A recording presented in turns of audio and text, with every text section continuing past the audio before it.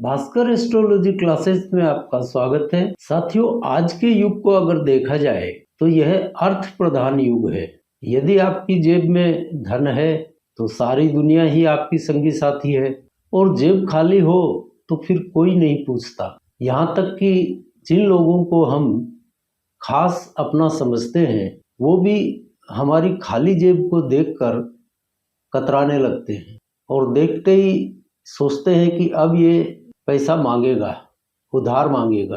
कहने का मतलब यह है कि आपकी पूछ परख घर में, समाज में, नाते रिश्तेदारों में सिर्फ आपकी जेब की हैसियत देखकर ही होती है। यानी कुल मिलाकर देखा जाए तो वर्तमान युग में पैसा ही सब कुछ हो गया है। संबंध दूसरे दर्जे पर आते हैं, धन सर्वोपरि, बाकी संबंध उससे नीचे। तो ऐसे में हम कुंडली देखकर कैसे जान सकते हैं कि जीवन में हमको धन की कितनी मात्रा प्राप्त होगी, कौन से समय में होगी, इसका आकलन कैसे किया जाए?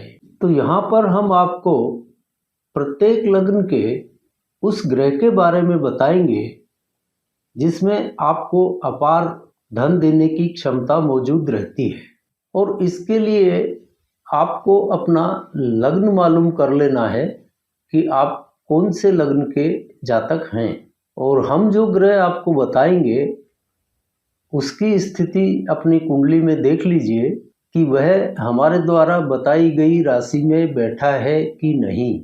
तो आपके जीवन में धन की मात्रा का आगमन यहाँ पर बताई गई राशि में यदि वह ग्रह बैठा है तो अपार रहने वाली है। यानी हम जो बता रहे हैं उस स्थिति में आपकी कुंडली में ग्रह बैठे हैं तो जीवन में आपको धन की कोई कमी नहीं रहने वाली है।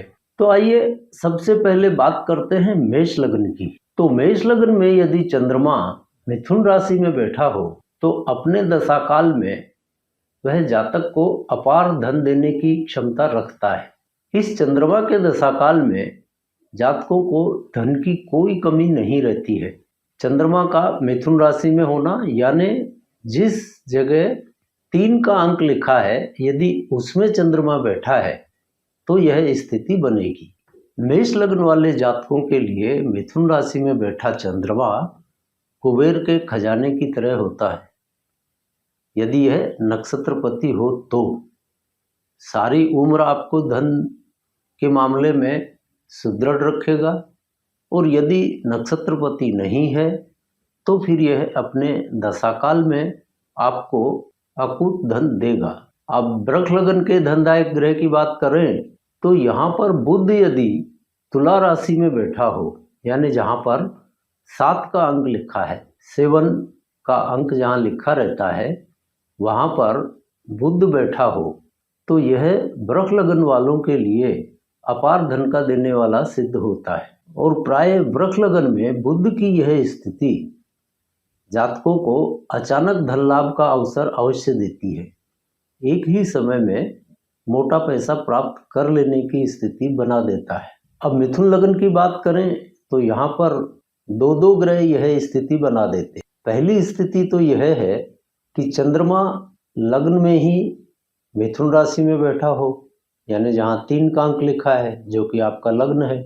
और दूसरी स्थिति में गुरु यदि सिंह राशि में बैठा हो जहाँ 5 का अंक लिखा है, तो ये दोनों ही स्थितियाँ अपार धन देने वाली सिद्ध होती हैं। यदि इनमें से कोई एक भी ग्रह इस स्थिति में बैठा है तो आपको धन के मामले में बहुत बढ़िया फल मिलेंगे। और यह दोनों ही ग्रह यदि यह स्थिति बना रहे हैं तो आपको धन के मामले में कभी भी दिक्कत नहीं होगी, बहुत धन आपके पास रहेगा, यानी आर्थिक स्थिति सुदृढ़ रहेगी। अब कर्क लग्न की बात की जाए तो कर्क लग्न के लिए आप सूर्य को देखिए। यदि आपकी कुंडली में सूर्य वृष राशि में बैठा है, यानी जहाँ 2 का अंक लिखा है वहाँ पर सूर्य बैठा है, तो यह श्रेष्ठ धन प्रदाता ग्रह साबित होता है। इस सूर्य के दशाकाल में अपार धन की प्राप्ति होती है। यदि यह नक्षत्र स्वामी है तो जीवन भर धन के मामले में आपकी स्थिति को सुदृढ़ रखेगा, वरना अपने दशा काल में तो यह धन देगा ही। अब सिंह लग्न की बात करें तो यहाँ पर भी दो ग्रह बहुत ही सुंदर स्थिति बना देते हैं धन के मामले में। पहली स्थिति में राहु यदि मीन राशि में बैठा हो, यानी जहाँ 12 का अंक लिखा है, तो वह भी आपको अपार धन देने की क्षमता रखता है और देता भी है। इधर राहु जब मीन राशि में बैठा है तो स्वाभाविक ही केतु कन्या राशि यानी जहाँ 6 का अंक लिखा है वहाँ पर होगा। तो ये दोनों ही स्थितियाँ राहु और केतु की ये अपार धन अपने अपने दशाकाल में देते हैं, और नक्षत्र स्वामी हैं इन दोनों में से कोई भी फिर तो कहने ही क्या। और इसमें एक तीसरी स्थिति बुध भी बना देता है। बुध यदि तृतीय भाव तुला राशि में बैठा हो, यानी जहाँ 7 का अंक लिखा है, तो वह भी धन देने की अपार क्षमता रखता है। तो इन तीनों ही स्थितियों में जातक के पास धन की मात्रा बहुत अच्छी रहती है। इनमें से जिस भी ग्रह की दशा आएगी उस ग्रह की दशा में ये फल मिलेंगे, और इनमें से कोई नक्षत्रपति हो तो फिर सारी उम्र के लिए है, फिर कोई चिंता की जरूरत नहीं है। इसी तरह कन्या लग्न में देखें तो यहाँ पर वृश्चिक राशि में यदि शनि बैठा हो, वृश्चिक राशि यानी जहाँ 8 का अंक लिखा है वहाँ पर शनि को होना चाहिए। तो इस शनि के दशाकाल में भी अपार धन की प्राप्ति होती है, बहुत धन देता है यह शनि। जातक की आर्थिक स्थिति को यह शनि इतना मजबूत कर देता है कि धन के मामले में उसको कोई समस्या नहीं रहती है।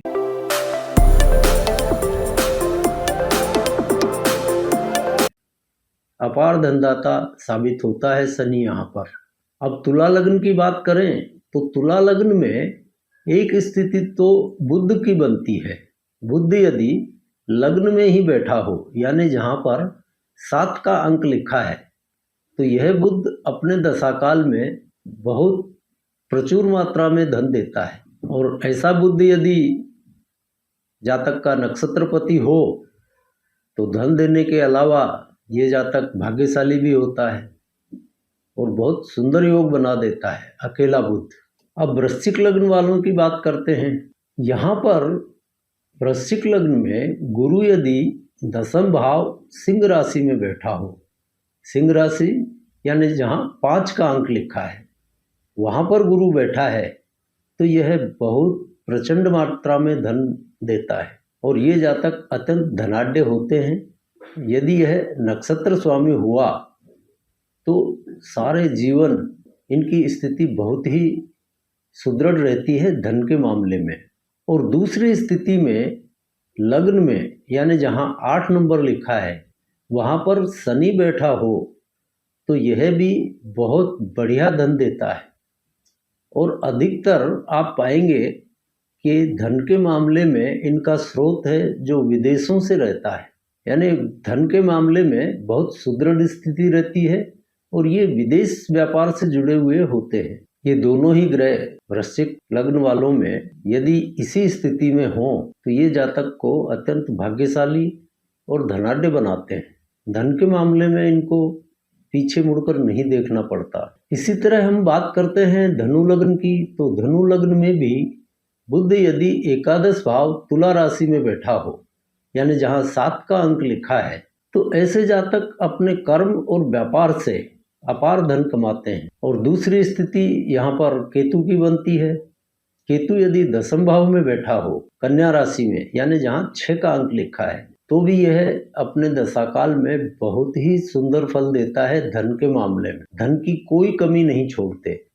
ये दोनों ही योग हों तो अति उत्तम, दोनों में से एक भी है तो भी उत्तम। अब मकर लग्न की बात की जाए तो मकर लग्न में 5म भाव जहाँ की वृष राशि पड़ती है, वृष राशि यानी जहाँ 2 का अंक लिखा है वहाँ पर सूर्य बैठा हो तो जातक को धन के मामले में निहाल कर देता है। और ऐसे जातक प्राय साझेदारी, जमीन, कपड़ा इनके माध्यम से इस सूर्य के दशाकाल में अपार धन लाभ करते हैं। यानी यह एक बहुत ही अच्छी स्थिति है धन के मामले में सूर्य की। अब कुंभ लग्न की बात करते हैं तो कुंभ लग्न में दशम भाव वृश्चिक राशि में, वृश्चिक राशि यानी जहां 8 का अंक लिखा है, यहाँ बैठा हुआ शनि अपने दशाकाल में जातक को अपार धन देता है। धन के मामले में यह शनि कोई कमी नहीं छोड़ता। और कुंभ लग्न में ही यदि चंद्रमा पंचम भाव मिथुन राशि में बैठा हो तो उसके दशा काल में भी धन की स्थिति बहुत सुदृढ़ होती है। दोनों ही स्थितियां बहुत शानदार होती हैं। अब अंत में मीन लग्न की बात करें तो यहाँ द्वितीय भाव जहाँ की मेष राशि पड़ती है वहाँ शुक्र बैठा हो तो अपने दशा काल में यह शुक्र बहुत ही सुंदर स्थिति बना देता है। धन के मामले में धन की कोई कमी नहीं छोड़ता है। यानी द्वितीय भाव मेष राशि जहाँ 1 का अंक है वहाँ पर शुक्र बैठा हो तो धन के मामले में कोई दिक्कत नहीं रहती है। और दूसरा मीन लग्न में यदि 12वें भाव में मंगल बैठा हो, 12वां भाव जहाँ की कुंभ राशि पड़ती है यानी जहाँ 11 का अंक है, धन के मामले में यह अति सर्वश्रेष्ठ स्थिति मंगल की होती है। हालांकि ध्यान रखिए यहाँ कुंभ राशि में बैठा हुआ मंगल दाम्पत्य संबंधों में खिटखिट करवाएगा। अगर इसका दशाकाल चल रहा है तो हो सकता है शादी में विलंब हो, और पहले से शादीशुदा हैं तो दाम्पत्य जीवन में परेशानियां खड़ी होती हैं। तो ऐसी स्थिति में यदि मंगल आपकी कुंडली में है और इसका दशाकाल चल रहा है तो धन तो आपको बहुत मिलेगा, लेकिन दाम्पत्य जीवन को बचाए रखने के लिए समझदारी से काम लेना चाहिए। तो साथियों, हमने प्रत्येक लग्न में कुछ धनदायक स्थितियों की चर्चा की, तो आप भी अपनी कुंडली उठाकर स्वयं देख सकते हैं और धन की क्या स्थिति रहने वाली है यह भी जान सकते हैं। और यहाँ पर एक बात का विशेष ध्यान रखिए कि ये जो स्थितियाँ हमने आपको बताई हैं, ये ग्रह यदि इसी स्थिति में नक्षत्रपति हैं तो फिर धन के मामले में सारी उम्र आपको कोई परेशानी नहीं उठानी पड़ेगी, धन की मात्रा अच्छी रहेगी। और मान लीजिए यह नक्षत्र स्वामी नहीं है तो फिर इनके दशाकाल का इंतजार करिए। धन की स्थिति इनके दशाकाल में बहुत ही सुदृढ़ होगी। और एक विशेष बात हम आपको यहाँ बता देना चाहते हैं जो कि शायद आपके ध्यान में नहीं होगी। ये जो स्थितियां हमने धनदायक ग्रहों की बताई, यहाँ पर स्त्री जातकों के लिए कुछ विशेष बात बता देते हैं कि इन स्थितियों में मान लीजिए किसी स्त्री जातक का वो ग्रह है तो धन तो उसको बहुत मिलेगा, लेकिन ये दाम्पत्य जीवन के लिए थोड़ा तकलीफदायक सिद्ध होता है। ये स्थितियां धन के मामले में स्त्रियों को भी वही फल देंगी जो पुरुषों को मिलते हैं, लेकिन उनके दाम्पत्य जीवन में विशेषकर ससुराल से पटरी नहीं खाती, दाम्पत्य जीवन में कुछ रुकावटें आती हैं। तो थोड़ा समझदारी से इस दशाकाल को व्यतीत कीजिए, बाकी और कोई दिक्कत इसमें नहीं आती। और इसी के साथ आज के चैप्टर को यहीं विराम देते हैं। अगली बार आपसे फिर मिलते हैं किसी नए विषय के साथ। तब तक के लिए जय जय सिया राम।